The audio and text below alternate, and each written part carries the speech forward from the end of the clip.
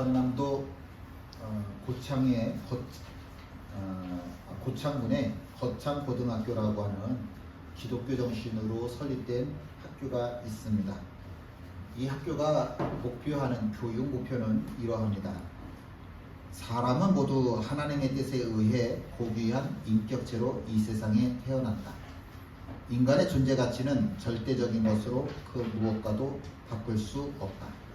이 세상에는 나만큼 귀한 너가 살고 있다. 너라는 존재는 이용의 대상이 아니라 사랑과 구원의 대상이며 더불어 살아가야 할 나의 소중한 이웃이다. 정말 기독교 정신, 하나님 빼고 혹시라도 예수 안 믿는 사람들이 있을 수 있으니까 거부감 들 수 있으니까 하나님은 뺐지만 정확히 성경에서 이야기하고 있는 것들을 학생들에게 가르치기 위한 교육 목표를 세운 고등학교입니다. 이 학교에서는 또 직업 선택의 10계명이라고 하는 것이 있습니다. 월급이 적은 쪽을 택하라. 내가 원하는 곳이 아니라 나를 필요로 하는 곳을 택하라. 승진의 기회가 거의 없는 곳을 택하라. 모든 것이 갖추어진 곳을 피하고 처음부터 시작해야 하는 황무지를 택하라. 앞을 다투어 모여드는 곳은 절대 가지 말라. 아무도 가지 않는 곳으로 가라. 장래성이 전혀 없다고 생각되는 곳으로 가라. 사회적 존경 같은 건 바라볼 수 없는 곳으로 가라. 한가운데가 아니라 가장자리로 가라. 부모나 아내나 약혼자가 결사 반대하는 곳이면 틀림없다. 의심치 말고 가라. 왕관이 아니라 단두대가 기다리고 있는 곳으로 가라. 이렇게 10가지를 직업 선택의 10계명으로 정해 놓았습니다. 보면 1번부터 10번까지 세상에서 이야기하는 가치관하고는 완전히 상반되는 이야기들입니다. 거창고등학교면 고등학생들이잖아요. 10대잖아요. 10대 미성년자들에게 승진의 기회가 없는 곳, 장래성이 없다고 판단되는 곳, 부모나 배우자가 절대 결사 반대하는 곳, 심지어는 왕관이 아니라 단두대가 기다리고 있는 곳으로 가라 라고 하는 것. 세상에서 이 얘기만 이렇게 뺏어 들으면 이건 완전히 인생을 망치자는 이야기 아니겠는가 라고 하는 생각도 들기는 합니다. 믿음은 삶의 길을 선택하는 것입니다. 예수쟁이가 걷는 길과 예수 믿지 않는 사람들이 세상을 살아가는 방식은 똑같을 수가 없습니다. 똑같으면 안 됩니다. 만약에 똑같다고 한다면 믿음이라고 하는 것은 불필요한 것입니다. 똑같다고 한다면 세상 사람들이나 예수쟁이들이나 세상의 것을 더 많이 갖는 것, 이것이 인생을 살아가는 목적, 성공이 되어질 겁니다. 예수쟁이를 믿음의 사람이라고 하는 이유는 예수쟁이는 예수 믿지 않는 사람들과 다르게 살아가는 법, 더 높은 수준으로 살아가는 법, 그것을 믿음으로 걸어가는 사람들을 믿음의 사람이라, 예수쟁이다 라고 이야기할 수 있습니다. 그러니까 거창고등학교는 세상 사람들하고 똑같이 살라고 하는 것이 아니라 하나님께서 너에게 보여주신 믿음, 너가 하나님을 바라보고 있는 그 믿음을 통해서 살아가라. 너가 가지고 있는, 붙잡고 있는 믿음이라고 하는 것을 통해서 하나님의 뜻을 이 땅에 이루면서 살아라. 하나님께서는 바로 그 사람, 하나님의 뜻을 이 땅에서 이루기 위해서 살아가는 그 사람, 하나님이 붙잡아 주시는, 책임져 주시는 사람이다 라고 하는 거죠. 만약에 내가 하나님의 뜻을 이 땅에 이루기 위해서 최선을 다했는데 그때 내가 망하는 인생이 되었다? 하나님께서 내 인생을 책임져 주시지 않는다? 그렇다고 한다면 그 하나님은 죽은 것이고 성경은 거짓말이고 이 세상에서 하나님을 믿는 것은 가장 미련한 짓이 될 겁니다. 버가에서 풍토병에 걸린 사도 바울, 병에 걸렸으면 일단은 집으로 돌아가서 내가 요양을 할 터인데, 근데 사도 바울은 집으로 되돌아가는 것이 아니라 내가 가야 되는 비시리아 안디옥이라고 하는 그곳까지 가게 됩니다. 가는 길이 쉽지 않았습니다. 험산 줄령에 타우루스 산맥이 가로막고 있었지요. 그런데도 불구하고 그 산맥을 넘어서 비시리아 안디옥까지 가서 복음을 전하였습니다. 그렇게 생명을 걸고 비시리아 안디옥까지 가서 복음을 전했음에도 불구하고 그곳에 있는 유대인들이 폭동을 일으켜서 어쩔 수 없이 사도 바울은 이고니온이라고 하는 곳으로 쫓겨나게 되지요. 동남쪽으로 약 180km 떨어져 있고요. 산은 30개는 넘어야 갈 수 있는 그런 곳입니다. 그런 이고니온까지 가서 다시 하나님의 복음을 전하였습니다. 그런데 이곳에 있던 유대교 지도자들도 사도 바울을 선동을 해서 사도 바울을 결국은 쫓아냈지요. 그래서 어쩔 수 없이 이번에는 루스드라라고 하는 곳으로 갔습니다. 그곳에서 선천성 하반신 마비자를 만났고 그를 하나님의 말씀으로 일으켜 세우게 됩니다. 비시리아 안디옥이라고 하는 곳에서 이 루스드라는 225km나 떨어졌고요. 이고니온에서 이곳까지는 45km나 떨어져 있었습니다. 굉장히 먼 거리인데도 불구하고 사도 바울이 루스드라에서 복음을 전하는데 그 복음의 능력이 굉장하다라고 하는 이야기를 들었는데 왜 이렇게 시기심, 질투심이, 분노심이 일어나는지 그 먼 거리를 한 걸음에 내달려 사도 바울을 죽이기 위해서 쫓아왔습니다. 절대로 사도 바울을 쫓아내는 것이 목적이 아니라 사도 바울을 살인하는 것이 목적이었습니다. 그래서 돌로 때려 죽였고 죽인 것을 확인한 다음에 성 밖에다가 갖다 버렸습니다. 짐짝 끌어올리듯이 바닥에다 질질 사도 바울의 시체를 끌고 나가서 성 밖에다가 던져 버린 거죠. 사도 바울이 돌에 맞던 현장에는 사도 바울이 복음을 전해서 얻은 사도 바울의 제자들이 있었습니다. 그런데 그 제자들 중 누구 하나도 사도 바울의 편을 들어주지 않았습니다. 심지어 함께 복음을 전하던 바나바, 제우스라고 해서 사람들의 칭송을 한 몸에 오히려 사도 바울보다도 더 칭송을 받았던 바나바도 입을 다물었습니다. 방관자가 된 거죠. 사도 바울은 참 외로웠던 사람입니다. 사도 바울 보면 예수님 보는 것 같잖아요. 모든 제자들이던 동료건 누구나 다 외면하고 돌로 때려 죽이려 하는 이 사도 바울의 모습 보면 아, 예수님하고 참 똑같구나 그런 생각을 하게 됩니다. 사도 바울이 예수님을 만나기 전에는 정말 탄탄대로 인생을 걸었었습니다. 높은 연봉, 지금으로 말하면 높은 연봉? 당연히 받죠. 최고 지도자의 자리? 당연히 사도 바울의 것이 되겠지요. 그런데 예수님 만나고 나니까 모든 것이 다 뒤바뀌어졌습니다. 내가 원하는 길이 아니라 하나님이 원하시는 길을 걷는데 이 길은 모든 사람이 앞다투어서 걷는 그런 넓은 길이 아닙니다. 좁은 길이에요. 좁은 문이에요. 사람들이 다 달려들지 않아요. 입으로는 다 하나님을 이야기하지만 막상 좁은 길로 좁은 문으로 가는 사람은 그렇게 많지 않습니다. 누가 사업한다고 그래요? 그럼 뭐라고 그래요? 꽃길만 걸으세요 그러잖아요. 그런데 하나님을 믿는 길에는 꽃길이라고 하는 것이 없습니다. 꽃길을 만드는 인생은 있어도 꽃길을 걷는 인생은 없습니다. 어쩌면 사도 바울에게 주어진 길은 꽃길이 아니라 황무지길이라고 하는 것이 정확한 표현일 것이고 그런 황무지길을 걸으면서 꽃길을 만들어낸 것이 사도 바울의 인생이죠. 사도 바울이 돌에 맞아 죽는 모습을 보았다고 한다면 사도 바울이 돌에 맞아 죽는 모습을 보았다고 그의 부모가 그의 친구들이 보았다고 한다면 어땠을까요? 당장 쫓아와서 바울 하지마 목숨 걸고 아마 반대했겠죠. 독방에다가 집어넣고 문을 걸어잠갔을 수도 있을 겁니다. 사도 바울은 그렇게 돌에 맞아 죽었어요.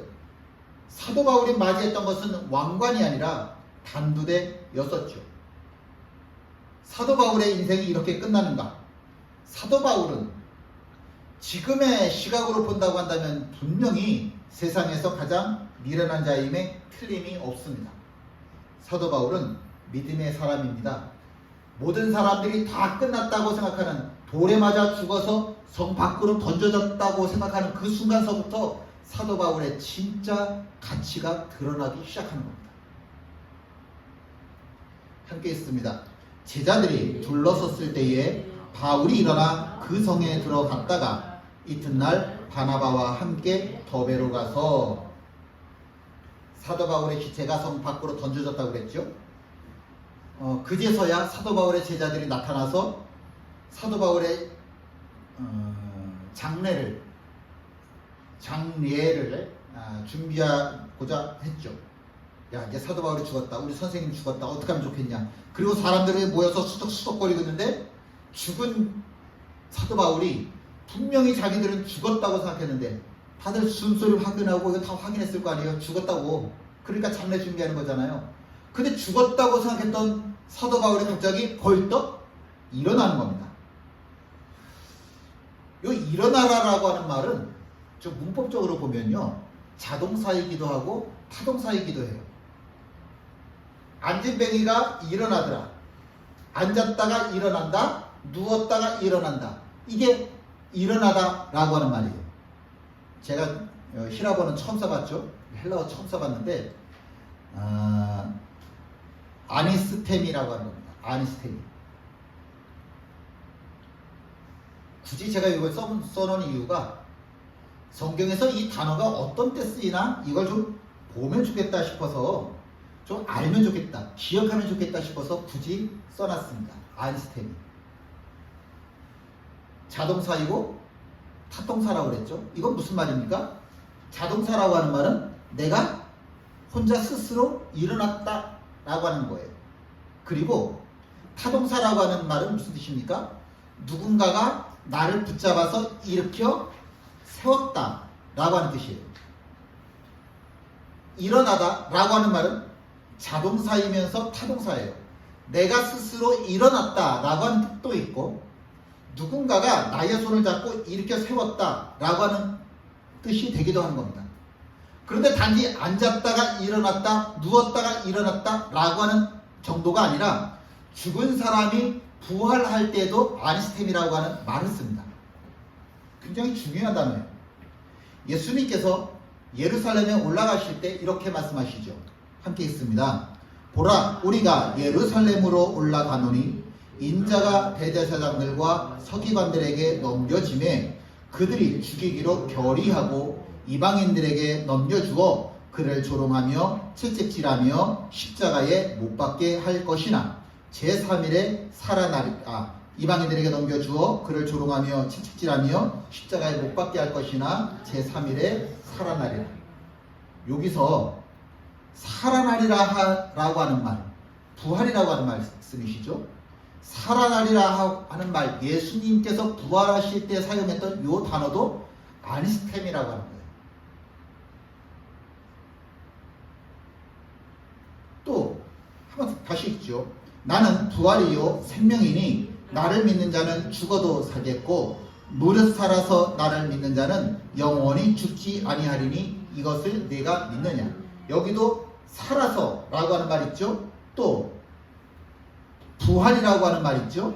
이 부활이라고 하는 말이 아니스템이라고 하는 말이에요. 예수님 자신이 그랬어요. 나는 부활이다. 근데 그때 그 부활도 아니스템이에요. 돌팔매질을 당했던 사도 바울이 기절한 걸까 죽은 걸까, 그건 모르겠습니다. 뭐 기절일 수도 있어요. 아니면 정말로 죽었을 수도 있어요.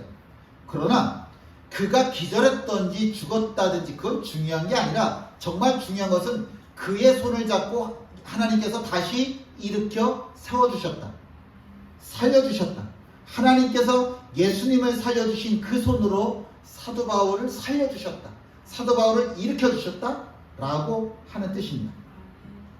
그래서 사도 바울이 이제 복음을 전하게 되는데, 이 복음을 전할 때 메시지에 가장 중요한 단어가 있어요. 무슨 단어가 제일 중요하냐면 자, 함께 읽지요. 우리도 조상들에게 주신 약속을 너희에게 전파하노니 곧 하나님이 예수를 일으키사 우리 자녀들에게 이 약속을 이루게 하셨다 함이라. 시편 둘째 편에 기록한 바와 같이 너는 내 아들이라 오늘 너를 낳았다 하셨고, 또 하나님께서 죽은 자 가운데서 그를 일으키사 다시 썩음을 당하지 않게 하실 것을 가르쳐 이르시되 내가 다윗의 거룩하고 미쁜 은사를 너희에게 주리라 하셨으며. 지금 보시면서 일으키다 라고 하는 말이 몇 번 들어가 있었는지 혹시 아세요? 2번 있었어요. 2번. 바울이 하나님이 예수님을 일으키셨다 라고 이야기를 하는데, 일으키셨다라고 하는 것은 부활을 의미하죠. 바울이 전하는 메시지의 가장 중요한 단어는 일으키사라고 하는 겁니다. 부활이라고 하는 거예요. 하나님이 예수님을 부활시키셨다. 다시 살리셨다. 근데 그것을 똑같이 자기에게도 똑같이 적용하는 거예요. 하나님께서 그 부활의 손으로 나를 만져주셔서 나를 일으켜 세워주셨다. 나를 살려주셨다.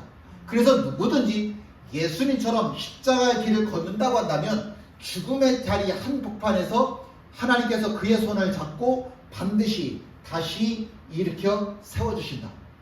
하나님이 살려주신다. 하나님이 살려주신다.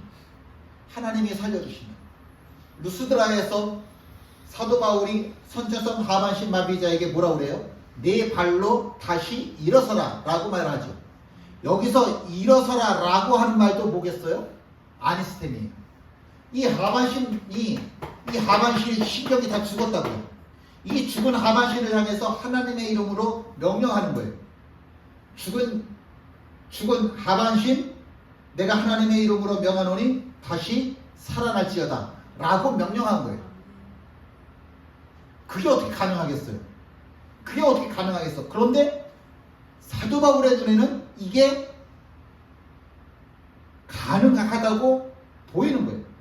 하나님께서 역사하시면, 하나님께서 원하시면 선천성 하반신 마비자라 하더라도 고쳐질 것이 믿어지는 거예요. 그래서 죽은 하반신아, 내가 하나님의 이름으로 명하노니 살아날지어다 선포했습니다. 어떻게 되더라? 살아나더라.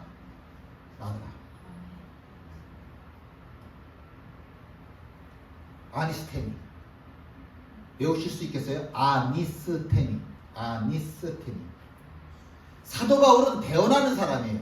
사도 바울이 능력이 있어서가 아니라 하나님께서 원하시는 것을 이 사도 바울은 대언하는 거예요. 대신 말을 하는 거라고. 마이크예요. 마이크는 자기가 원하는 말을 하는 게 아니라 제가 말한 것을 스피커를 통해서 다시 한번 들려줄 뿐이에요. 마이크가 능력이 있는 것이 아니라 제가 말하고 있는 거잖아요. 마이크에게는 아무런 능력이 없어요. 단지 마이크는 제가 말하는 것을 대신 전할 뿐이죠. 우리에게 무슨 능력이 있겠어요? 사도 바울에게 무슨 능력이 있겠습니까? 그런데 사도 바울이 죽은 하반신을 향해서 일어나라. 내가 하나님의 이름으로 명하노니 죽었던 하반신아 살아날지어다 라고 선포했더니 다시 살아나더라 라고 하는 겁니다. 사도 바울의 마음에는 확신이 있어요. 하나님은 나를 일으키시는 분이다. 하나님은 나를 살리시는 분이다. 그래서 성경 곳곳에는 이러한 믿음으로 고백하는 글들이 정말 많습니다. 함께 읽죠. 우리가 사방으로 우겨쌈을 당하여도 쌓이지 아니하며 답답한 일을 당하여도 낙심하지 아니하며 박해를 받아도 버림받지 아니하며 거꾸러뜨림을 당하여도 망하지 아니하고 우리가 항상 예수의 죽음을 몸에 짊어짐은 예수의 생명이 또한 우리 몸에 나타나게 하려 함이라. 우리 살아있는 자가 항상 예수를 위하여 죽음에 넘겨짐은 예수의 생명이 또한 우리 죽을 육체에 나타나게 하려 함이라. 아멘. 믿어지십니까? 이게 바울의 믿음이에요. 우리가 사방으로 우겨쌈을 당하여도 쌓이지 않아요. 답답한 일을 답답한 일을 당하여도 낙심하지 않아요. 박해를 받는다고 해서 버림받고 죽어지는 게 아니에요. 거꾸로 엎드림을 당해도 망하는 게 아니에요. 왜냐하면 우리 안에 예수의 생명이 있으니까. 죽은 자 되었던 예수님을 다시 살리신 예수의 생명이 우리 몸 안에 있으니까. 예수의 생명이 또한 우리 죽을 육체에 나타나게 하려 함이라. 예수의 생명이 또한 우리 죽을 육체에 나타나게 하려 합니다. 물론 이렇게도 이야기할 수 있을 겁니다. 그러나 역사적으로 보면 사도 바울이 로마 시대에 사도 바울이 참수형을 당한 것 맞지 않습니까? 비참하게 죽은 거 맞잖아요. 맞는 말이죠. 사도 바울은 이렇게 믿음으로 하나님께서 자신을 살려주실 것이라 선포하였지만 참수형을 당한 거 맞아요. 그런데 이건 역사적 사실이니까 틀림없는 사실이에요. 그러나 그를 기다리고 있던 것은 그저 단두대 그것뿐만이 아니라 그것 다음에 하나님이 주시고자 하시는 상급이 있어요. 함께 읽지요.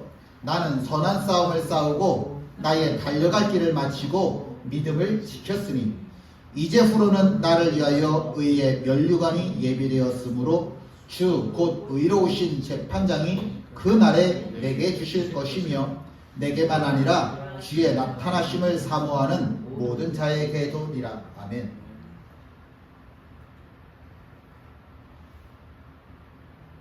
자신도 결국에는 로마 황제의 칼에 의해서 죽을 거라고 하는 거 알아요. 그런데 자기 생각에는, 자기의 믿음은 이게 끝이 아니라는 거죠.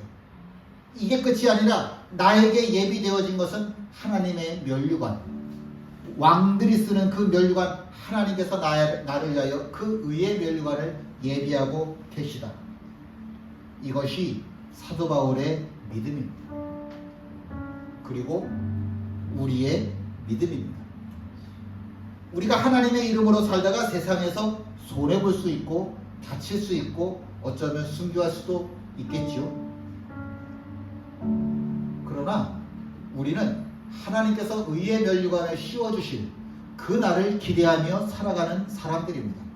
이 세상에서 되어지는 일 때문에 울고 웃고 일비하는 것이 우리의 인생이 아니라 하나님께서 우리에게 허락하여 주실 의의 면류관을 바라보고 그날을 위하여 살아가는 사람들이 우리입니다.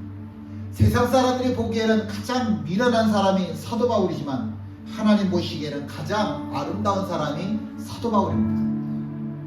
제가 그림을 그릴 수 있다고 한다면 그 루스드라에서 돌에 맞아 죽었던 사도 바울이 일어나서 자기를 때려 죽인 그 루스드라 그 성으로 다시 되돌아가는 그 그림을 한번 그려보고 싶어요. 온몸이 돌에 맞아서 피로 만신창이가 되었을 거 아니에요. 피범벅이 돼서 만신창이가 되었을 거 아니에요.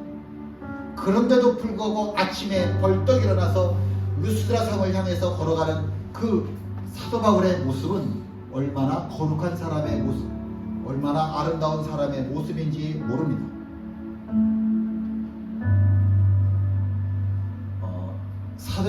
사무엘상 2장 8절에 보니까 이런 말씀이 있어요.